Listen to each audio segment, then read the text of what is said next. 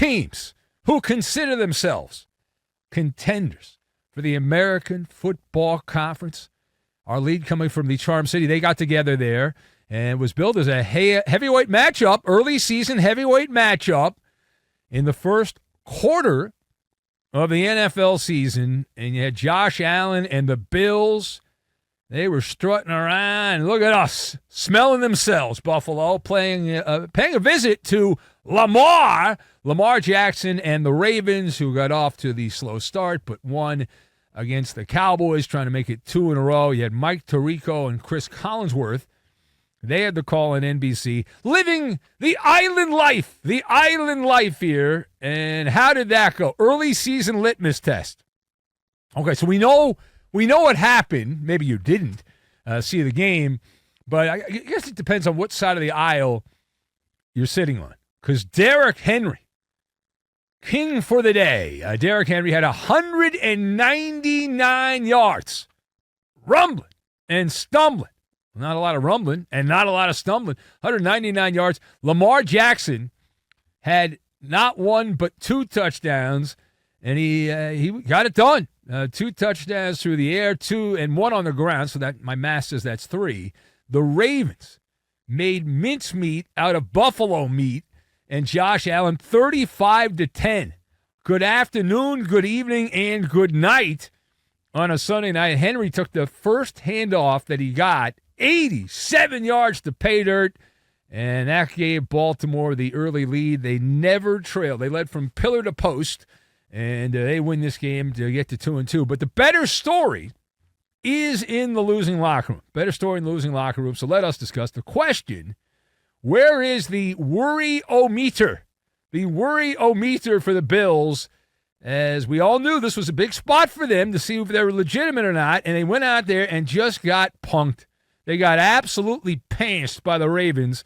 So where is the worry-o-meter for the Bills after this blowout loss? So I've got Scooby-Dooby-Doo, FDA-approved supplement, and Catwalk. And we will combine all of these things together, and we are going to make a nice leisurely walk down the avenue, which is what the Ravens had, not the Bills. The Ravens had a leisurely walk down the avenue. So, the Maller worry-o-meter, 1 to 10, with 10 being, oh my God, we're screwed.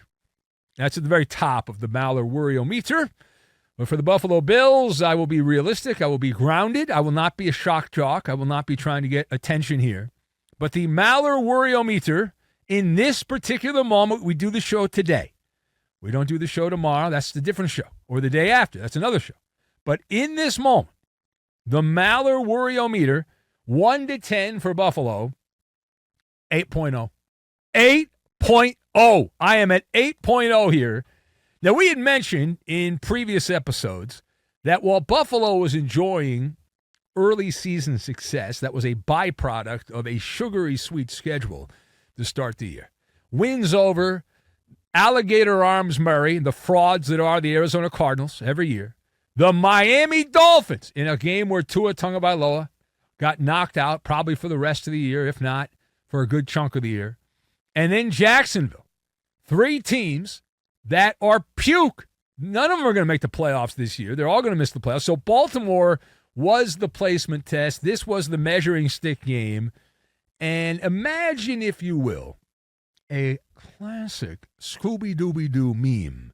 A Scooby-Dooby-Doo meme here. Let's see who this really is, right? That's the question. Let's see who this really is. This team from Buffalo, and this was the Bills Scooby-Dooby-Doo reveal game. All right, so the famous scene, the Buffalo football team there was dressed as a ghost, and they were unmasked on national TV. Pretenders,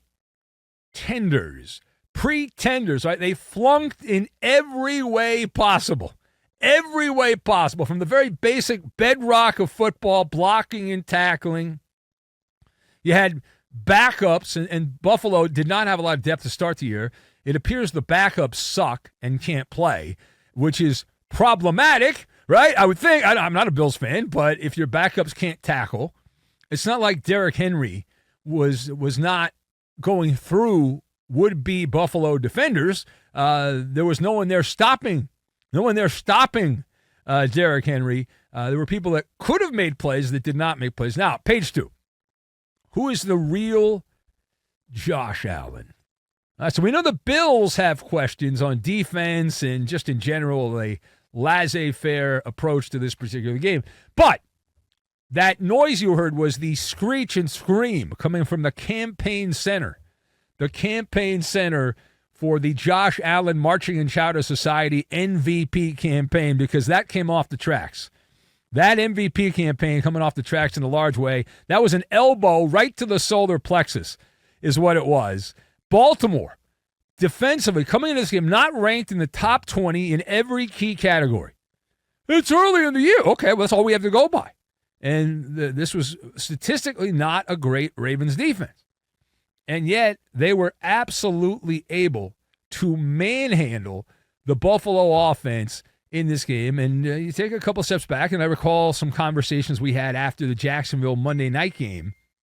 And the conversation there was about how the Bills were different. Remember, Josh Allen had made a comment about, and he said it was taken out of context, but it wasn't. He was clearly flexing that they didn't have Stephon Diggs anymore, and so they were better. They could spread the ball around and pump your chest out and all that. Okay, well, clearly my diagnosis here behind these microphones is they need an FDA-approved supplement for premature braggadocio is what they need here, the Buffalo Bills, because the Bills, the Bills team that showed up, now defensive issues aside, on offense, the offense could have kept them in the game. Now, even with the defense, as bad as it was, some good offense gives you a shot.